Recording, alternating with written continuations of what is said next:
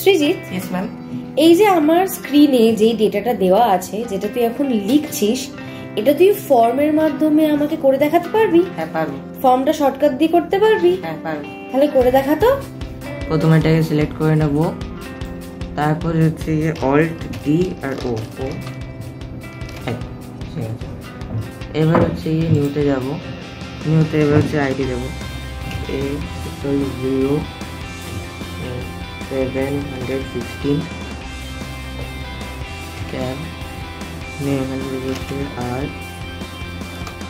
UPAN phone DE হয়েছে, আবার tab plus এখান থেকে হচ্ছে 7 দেবো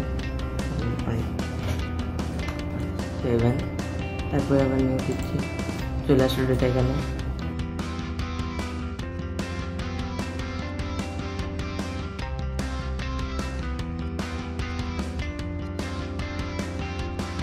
এইভাবে আমরা ফর্ম ইউজ করে এক্সেলের ডেটা এন্ট্রি করতে পারি।